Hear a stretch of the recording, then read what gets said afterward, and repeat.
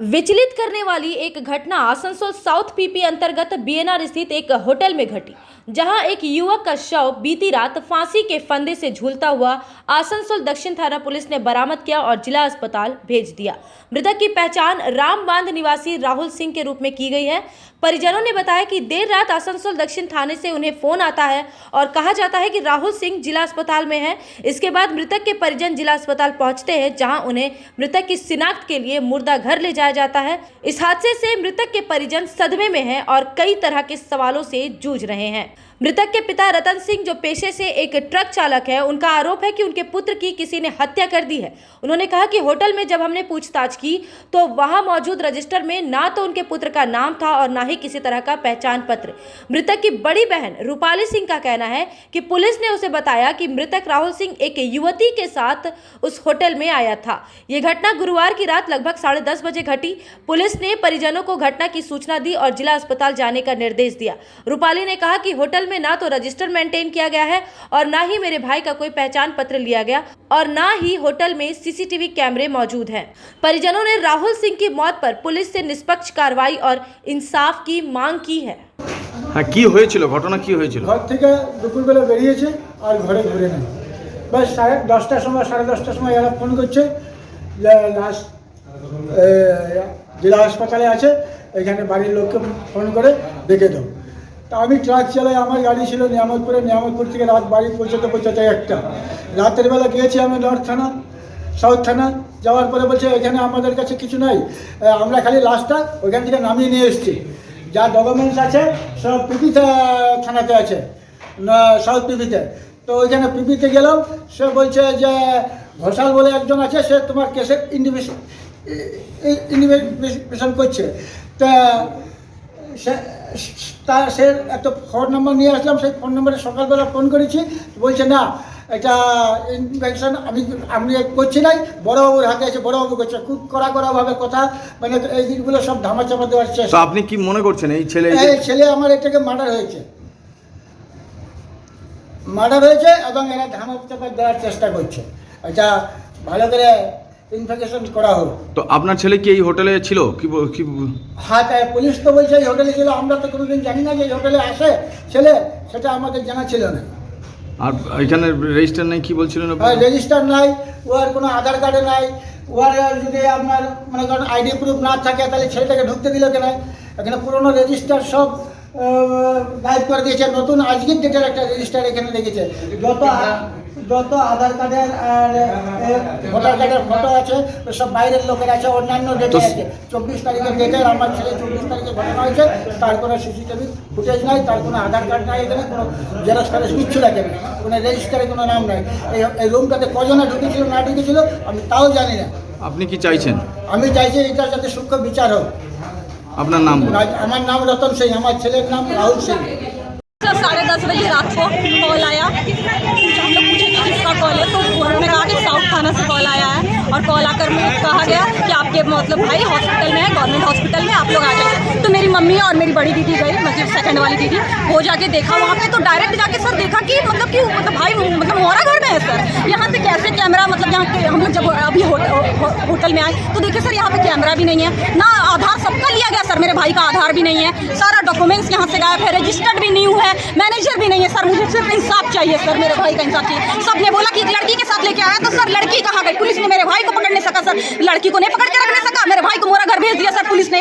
मुझे सिर्फ इंसाफ चाहिए, उस लड़की को भी सबूत चाहिए, लड़की को भी सिर्फ पेश किया जाए, मैनेजर को भी पेश किया जाए, वहाँ जो कैमरा था उसका भी फुटेज कैमरा दिखाया जाए। मुझे सिर्फ इंसाफ चाहिए सर। आपका भाई के साथ क्या कोई लड़की आई थी क्या? हाँ, पुलिस ने बोला कि कोई लड़की आई थी, तो उस लड़की का भी तो पुलिस ने पकड़ना चाहिए था, उस लड़की को भी बोला जाए। और कैसे यहाँ से उतार के ले जाएगा? क्यों एक बार फोन करके जब सब मोरा घर में पहुंचा दिया गया मेरे भाई को, एक बार फोन करके क्या घर में वहाँ के थाने में नहीं बोला गया और रामबन के थाना में, वहाँ के बनपुर के थाना में नहीं बोला गया? तो वो लोग घर में क्यों नहीं खबर किया गया? सबके आधार डॉक्यूमेंट्स लिया जाता है क्या? हमारे भाई का डॉक्यूमेंट्स कहाँ है? वहाँ पे रजिस्टर्ड भी सर यहाँ पे नहीं हुआ, वहाँ पे जो जहाँ से कैमरा जो रहता है फ्रंट में वही गायब है सर। मुझे सारा फुटेज देना, मैं उनकी क्या चाह रहे हैं अभी आप? सर मुझे सिर्फ इंसाफ चाहिए और मुझे उस लड़की का भी सबूत चाहिए, सारे फुटेज कैमरा चाहिए, सब सबूत चाहिए सर। आपका नाम? मेरा नाम रूपाली सिंह, मैं उनसे बड़ी हूँ।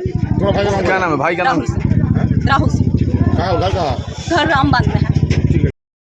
पश्चिम बर्धमान के आसनसोल के सलानपुर थाना क्षेत्र अंतर्गत रूपनारायणपुर फाड़ी इलाके के चीतलडांगा के खाली पड़े एक मकान पर गुरुवार को पुलिस ने गुप्त सूत्रों से सूचना पाकर छापा मारा और अवैध हथियार बनाने की फैक्ट्री का पर्दाफाश किया। घटनास्थल से पुलिस ने लोहे काटने वाली लेथ मशीन, एक मोटरसाइकिल सहित 12 अर्धनिर्मित हथियार और हथियार बनाने के अन्य उपकरण भी बरामद किए। इस मामले में पुलिस ने बिहार के मुंगेर जिले के निवासी 28 वर्षीय राजकुमार चौधरी, 45 वर्षीय प्रवीण कुमार और 45 वर्षीय एमडी इकबाल के साथ मकान के मालिक दिनेश चौधरी को भी गिरफ्तार किया।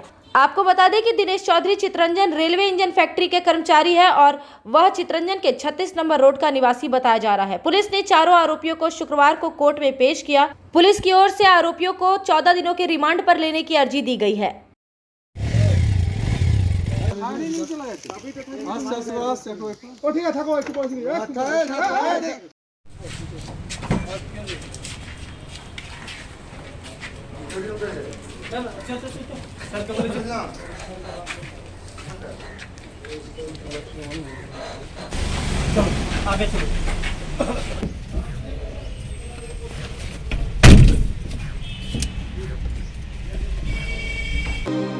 चुनाव की घोषणा होते ही सुरक्षा को लेकर पुलिस प्रशासन के ऊपर जिम्मेदारियां और बढ़ जाती है।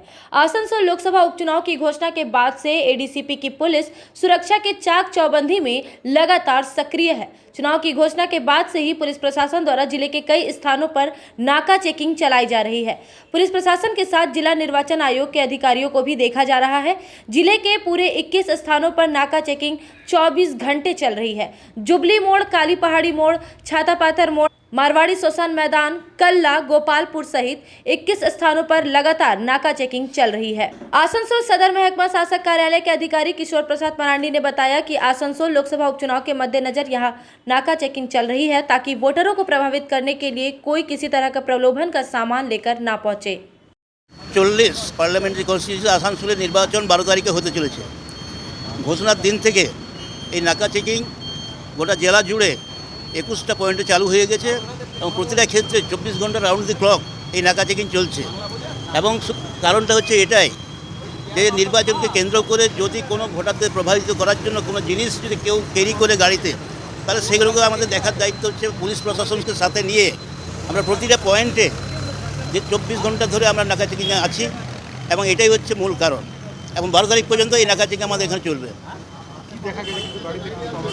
হ্যাঁ, সেটা যদি ন্যায্যত যদি কেউ টাকা ক্যারি করে কিংবা ভোটারদের প্রভাবিত করার জন্য আরও বেআইনি কিছু যদি জিনিসপত্র নিয়ে যায়, আইনি বলতে কাপড় চোপড় এইসব যাই হোক না কেন, ভোটারদেরকে দেওয়ার জন্য যেটা আমরা জানি টাকা পয়সা অনেকে দেওয়ার ব্যাপারটা আছে, এগুলো এই সমস্ত কিছুটাই দেখার জন্য যাতে টাকা বেআইনিভাবে যেন কোনোভাবেই কিংবা অন্যান্য আরও যে বেআইনি জিনিসগুলো সেটা যেন কোনোভাবেই গাড়িতে যেন কেউ না ক্যারি করে, তাহলে কিন্তু নাকা চেকিং ধরা পড়লে সেটা যথারীতি প্রশাসন যা ব্যবস্থা নেওয়া সেটা নেবে। আমার নাম হচ্ছে किशोर प्रसाद मांडी, আমি एसडीओ অফিসে কর্মরত আছি, एसडीओ आसनसोल सदर। नाका चेकिंग के संबंध में एडीसीपी के एसीपी मनवेंद्र दास ने बताया कि उपचुनाव के मद्देनजर चुनाव आयोग के अधिकारियों की निगरानी में हमारे पुलिस अधिकारी 24 घंटे नाका चेकिंग कर रहे हैं। आपको बता दें कि नाका चेकिंग के दौरान कपड़े के एक व्यवसायी के पास से 2 लाख रुपए नकद बरामद किए गए। जब पुलिस ने उनसे इस रकम के दस्तावेजों के बारे में पूछा तो व्यवसायी ने बताया कि उन्हें नहीं जानकारी थी कि यहाँ चुनाव हो रहे हैं। সভা বাই ইলেকশন 40 জন্য আমরা নাকাটা চালাচ্ছি যৌথভাবে। আমাদের এসএসটি টিমের আধিকারিকরা আছেন, আমাদের পুলিশের আধিকারিকরা আছেন, আমি নিজে আছি, আমার ওসি আছেন। আমরা সকাল থেকে এই নাকাটা চালাচ্ছি এবং এই নাকা পিকেট করা হয়েছে। আপনারা যদি দেখেন নাকা পিকেট করা হয়েছে রাউন্ড দ্য ক্লক আমাদের জুবলিতে, কাল্লাতে, মারওয়াড়ি শ্মশান ময়দানে, কালীপাহাড়ি, ছাতাপাথরে, গোপালপুরে। এটা আমি আমার জোনটার কথা বলছি। আমি আমার জোনের মধ্যে বিভিন্ন জায়গায় নাকা ইনস্টল করা হয়েছে, সেগুলো রাউন্ড দ্য ক্লক নাকা হচ্ছে। আমাদের সুপিরিয়র অফিসাররা বিভিন্ন সময়ে এগুলো ভিজিট করছেন। সিভিলের যারা আছেন কর্তব্যরত আধিকারিক ওনারাও আমাদের সাথে যৌথভাবে নাকা চেকিংয়ে আসছেন এবং তারা এই কাজটা করে যাচ্ছেন ইলেকশনকে সামনে রেখে। अब आइए नजर डालते हैं आसनसोल लोकसभा उपचुनाव के तृणमूल कांग्रेस प्रत्याशी शत्रुघ्न सिन्हा के विभिन्न चुनावी प्रचार कार्यक्रमों पर। शुक्रवार को आसनसोल के रविंद्र भवन में शत्रुघ्न सिन्हा आसनसोल लोकसभा केंद्र की स्वनिर्भर सहायता समूह की महिलाओं को लेकर टीएमसी की तरफ से आयोजित एक सभा में शामिल हुए। यहां सभा को संबोधित करते हुए शत्रुघ्न सिन्हा ने कहा कि ममता बनर्जी के निर्देश पर वह आसनसोल लोकसभा उपचुनाव में टीएमसी की तरफ से प्रतिद्वंदिता करने आए हैं। उन्होंने मलय घटक को मैजिक मैन कहकर संबोधित किया। उन्होंने यह भी कहा कि आसनसोल में उन्हें जो मान सम्मान और स्नेह मिला है उसकी उन्होंने कभी कल्पना भी नहीं की थी। इस समारोह में शत्रुघ्न सिन्हा के साथ उनकी पत्नी पूनम सिन्हा और मंत्री मलय घटक भी शामिल हुए। इनके अलावा INTTUC जिला अध्यक्ष अभिजीत घटक, मिंती हाजरा, अल्पना बनर्जी, CK रेशमा रामाकृष्णन सहित टीएमसी से जुड़ी तमाम महिलाएं उपस्थित थीं। এই গোষ্ঠীগুলোর কাজ আরো কিভাবে বাড়ানো যায়, কিভাবে আপনাদেরকে 26 দিন 30 দিনের মধ্যে 26 দিনই এনগেজ রাখা যায়, সেই ধরনের প্রকল্পগুলো তৈরি করতে হবে। তো যেদিন আমরা আলোচনা করলাম তার মধ্যে 2-3 দিনের মধ্যে ভোট ডিক্লেয়ার হয়ে গেল। এবারে ভোট ডিক্লেয়ার হয়ে গেল আগামী 12 তারিখে ভোট। খামোশ কি হচ্ছে? খেলা হবে? आपने देखा महिला शक्ति का, आपने उदाहरण देखा ममता जी का, कितना उनको तंग किया। अभी चुनाव आया, कितना रूलिंग पार्टी ने अपने धन शक्ति का दुरुपयोग किया, अपना पूरा प्रोपेगेंडा मशीन लगा दिया। 1 man show and 2 man army, gun power, gun power, money power, muscle power पूरा बंगाल में लगा दिया। और तो और कैसी भाषा का हमारे माननीय प्रधानमंत्री जी ने इस्तेमाल किया, दीदी ओ दीदी ओ दीदी। क्या मतलब है? भारत के प्रधानमंत्री की ऐसी भाषा होनी चाहिए, वो भी किसी महिला के मामले में, महिला मुख्यमंत्री के मामले में। और तो और ममता जी पे अटैक तक करवाया गया। उसके बावजूद खेला होगे का नारा देकर, व्हील चेयर में बैठकर अपने हवाई चप्पल और कॉटन साड़ी के साथ यात्रा करते हुए पूरा खेला कर दिया। और ऐसा खेला कर दिया कि रूलिंग पार्टी धूल चाट गई, एकदम खत्म हो गई यहाँ से। फर्स्ट क्लास हो जाएगा, ठीक है। तो आप लोग सब लोग, मैं आप लोगों से बस सिर्फ एक विनती करूँगी कि आप लोग अपने भाई को बहुमत से नहीं, इतने भारी बहुमत से ले आइए कि इसका मिसाल पूरे इंडिया में, हमारे भारतवर्ष में बन जाए एक मिसाल। इस कार्यक्रम के बाद वे बर्नपुर के पुलिस लाइन पहुंचे, जहां केंद्र चुनावी पार्टी कार्यालय का उद्घाटन किया गया। शत्रुघ्न सिन्हा और उनकी पत्नी पूनम सिन्हा ने फीता काटकर इस कार्यालय का उद्घाटन किया। उनके साथ राज्य मंत्री मलय घटक भी मौजूद थे। इनके अलावा घोषित उपमेयर अभिजीत घटक, गुरदास चैटर्जी सहित टीएमसी के तमाम नेता एवं कार्यकर्ता समर्थक उपस्थित थे। माननीय मुख्यमंत्री তিনি শত্রুঘ্ন সিনহাকে আমাদের আসানসোল কেন্দ্রে তৃণমূল কংগ্রেসের প্রার্থী হিসেবে নাম ঘোষণা করেছেন এবং তিনি সঙ্গে সঙ্গে আসানসোলে পৌঁছেও গেছেন। পৌঁছানোর পরে আমরা বিভিন্ন এলাকাতে জনসভা, কর্মী সভা আমরা করেছি। কিন্তু এই বিশাল যে নির্বাচন, লোকসভার নির্বাচন, আমরা প্রতিবারই একটা মুখ্য নির্বাচনী কার্যালয় করি, সেন্ট্রাল ইলেকশন অফিস। তো আজকে সেই অফিসের আমরা উদ্বোধন করলাম, কারণ এরপরে পোস্টার, ব্যানার বিভিন্ন জায়গাতে ডিস্ট্রিবিউট হবে। বা আমাদেরও যারা নেতৃবৃন্দ তারা রাত্রিবেলাতে আমরা মিটিংয়ে বসি, যে সারাদিনে আমরা কি কাজ হলো না হলো সে সমস্ত পর্যালোচনা করি।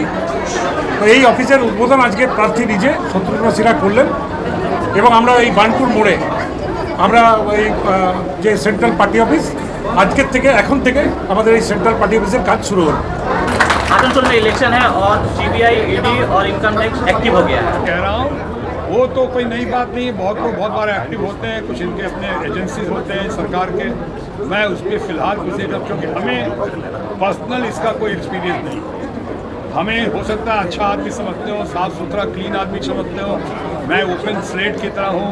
अपनी किताब मैंने और खामोश में जो लिखा भी है हमने, कि अभी तक फॉर्चुनेटली 2 बार मिनिस्टर रहा, कोई एलिगेशन नहीं, कोई एलिगेशन ऑफ करप्शन नहीं। तो इसलिए हमें तो खुद कुछ कहने का वजह नहीं है। लेकिन हाँ, ऐसा बहुत लोगों का देखना है, बहुत लोग मानते हैं कि ऐसा होता है और कोई नई बात नहीं है। और मैं तो कहूँगा राजनीति में कोई बहुत बड़ी बात नहीं है। पिछला चुनाव भाजपा 2 लाख वोटों से जीती थी यहाँ पे लोकसभा का। क्या इस बार के चुनाव में आपका करिश्मा और मलय बाबू का मैजिक काम करेगा और उस खाई को पाट पाएंगे आप लोग? सिर्फ मलय बाबू का मैजिक नहीं है, मेरा करिश्मा नहीं। सबसे बड़ी बात कि कि ममता बनर्जी का जलवा है, जो उनका हंगामा है, जिस उरूज पे आज ममता जी गई हुई हैं, ये सब मिला के हम समझते हैं सोने पे सुहागा होगा और डेवलपमेंट सब मिला के सोने पे सुहागा होगा और हम जैसे कहा जीत को एक ऐतिहासिक जीत में बदल सकते हैं। इसके अलावा बर्नपुर में शत्रुघ्न सिन्हा ने रोड शो भी किया। इस रोड शो में भारी संख्या में तृणमूल समर्थकों की भीड़ देखी गई। रोड शो में 2 जीप दिखे, जिनमें से एक पर स्वयं शत्रुघ्न सिन्हा और उनके पीछे दूसरी जीप पर मलय घटक सवार थे। दोनों ही रोड शो के दौरान हाथ हिलाते हुए जनता का अभिवादन कर रहे थे।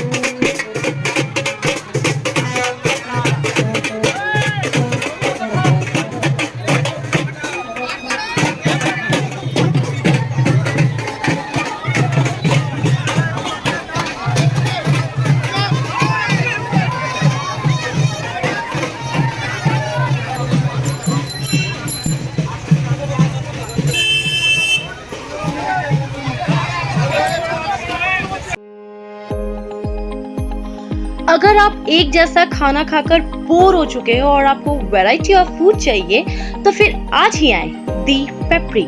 यहाँ आपको इंडियन, चाइनीज में हर तरह के डिशेस का टेस्ट मिलेगा। If you are a foodie and want to spend some time with your friends and family, then welcome to the Pepri. You can also order from Zomato and Swiggy at home. The Pepri, ground floor of Central Mall, opposite Big Bazaar, Asansol.